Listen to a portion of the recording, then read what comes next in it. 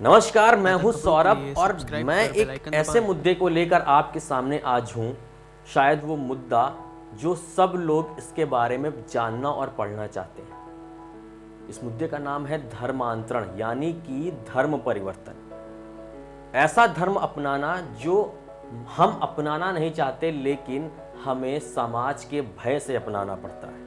उसके बारे में आज विस्तृत जानकारी मैं आज आपको दूंगा कि हिंदुस्तान जैसे देश में धर्मांतरण या धर्म परिवर्तन शब्द प्रचलन में क्यों आए। दुनिया में 3 ऐसे बड़े धर्म हैं जिनके कारण दुनिया में धर्मांतरण जैसे शब्द अस्तित्व में आया है। ये बड़े धर्म हैं बौद्ध, ईसाई और इस्लाम।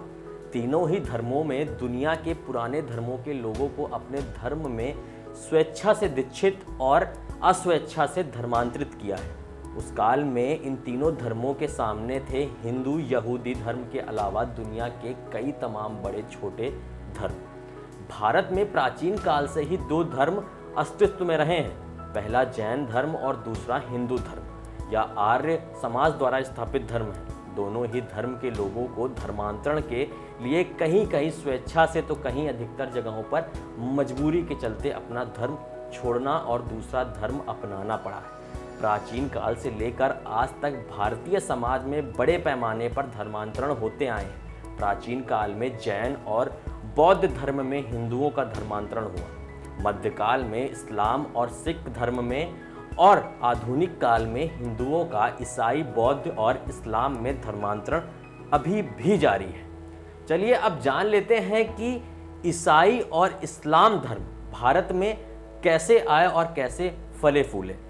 ईसाई की पहली सदी में ही ईसाई संदेश को लेकर उनके शिष्य हिंदुस्तान आ गए थे। उसमें से एक थे थॉमस ने ही भारत में ईसा के संदेशों का फैलाया। उनकी एक किताब थी ए गैल्पे ऑफ थॉमस।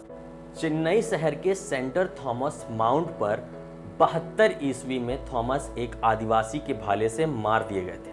दक्षिण भारत में सीरियाई ईसाई चर्च सेंटर थॉमस के आगमन का संकेत देता है। कहा जाता है कि थॉमस ने एक हिंदू राजा के धन के बल पर भारत के केरल में ईसाईयत का प्रचार किया और जब उस राजा को इसका पता चला तो थॉमस बर्मा भाग गए थे।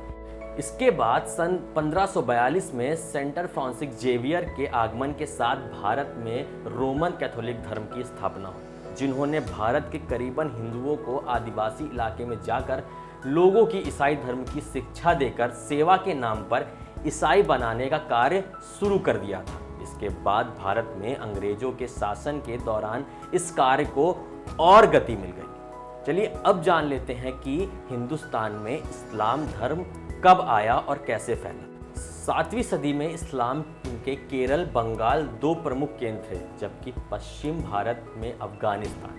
इसके बाद 7वीं सदी में ही मोहम्मद बिन कासिम ने बड़े पैमाने पर कत्लेआम कर भारत के बहुत बड़े भूगोल पर कब्जा कर लिया, जहां से हिंदू जनता को पलायन करना पड़ा। जो हिंदू पलायन नहीं कर सकते थे वे मुसलमान बन गए या मारे गए। जिस भूभाग पर कब्जा किया था वह आज का आधा पाकिस्तान है, जो पहले कुरु पंचाल जनपद के अंतर्गत आया करता था। इस दौरान में ईरान में सूफीवाद का प्रारंभ हुआ और भारत में सूफिया के माध्यम से इस्लाम का प्रचार प्रसार शुरू हो गया। भारत में इस्लाम के प्रचार व प्रसार में सूफियों ने महत्वपूर्ण भूमिका निभाई।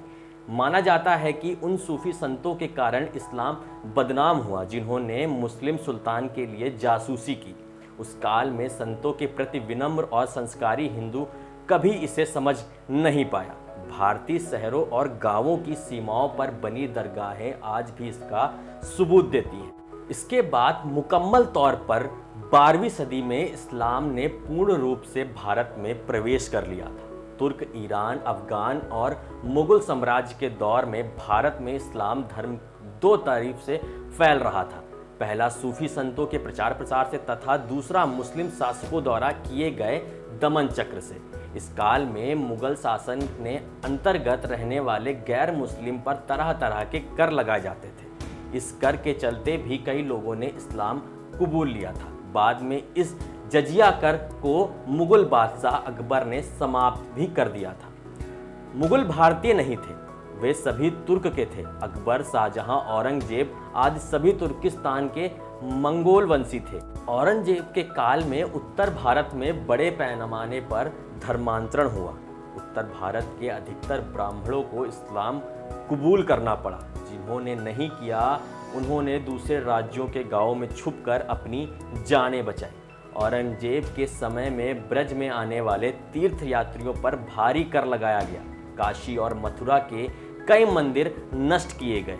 जजिया कर फिर से लगाया गया और हिंदुओं को मुसलमान बनाने का कार्य जोरों से शुरू किया गया, जिसमें केरल, झारखंड या फिर छत्तीसगढ़ अछूता नहीं है।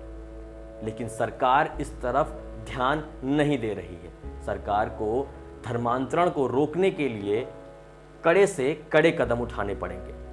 आप हमारा ये वीडियो हमारे YouTube चैनल पर देख रहे हैं तो हमारे चैनल को सब्सक्राइब ज़रूर करें, या आप हमारा ये वीडियो हमारे Facebook पेज पर देख रहे हैं तो हमारे पेज को लाइक करें और इस वीडियो को शेयर करें।